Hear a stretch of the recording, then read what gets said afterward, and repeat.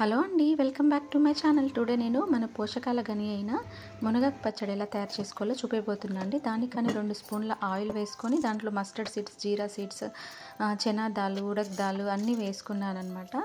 So వేసుకొని దీంట్లో నేను 7-8 ఎండుమిర్చి, ఒక 4 పచ్చిమిర్చి వేసుకొని ఇలా ఫ్రై చేసుకున్నాను అనమాట.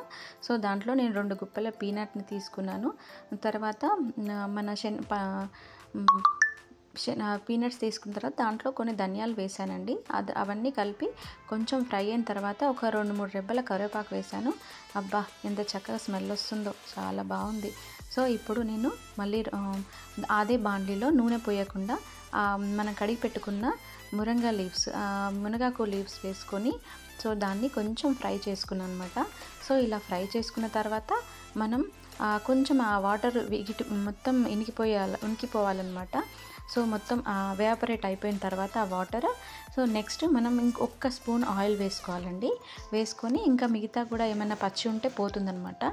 సో ఇది మనకి చేదుగా ఉండకుండా మనం పీనట్స్, కొబ్బరి, ఇక్కడ 2 కప్పుల చింతపండు నేను నానబెట్టి పెట్టుకున్నా అండి, అది కూడా వేసుకోవాలి.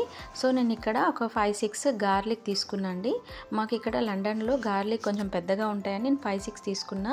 మీరు ఒక 10 గార్లిక్ కూడా వేసుకోవచ్చు, చాలా బాగుంటుంది.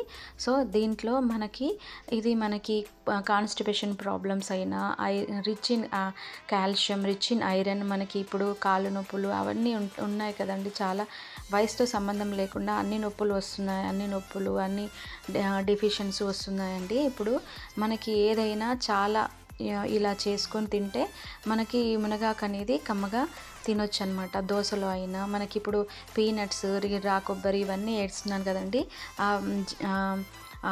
చేదు అనేది పోతుందన్నమాట, పోయి చాలా టేస్టీగా ఉంటుంది. సో ఇక్కడ చూపించిన విధంగా ఇలా దగ్గరికి అయిన తర్వాత మనం ఫస్ట్ గ్రైండ్ చేసుకున్న మిగతా మిశ్రమంలో ఇప్పుడు ఇవి యాడ్ చేసుకోవాలన్నమాట.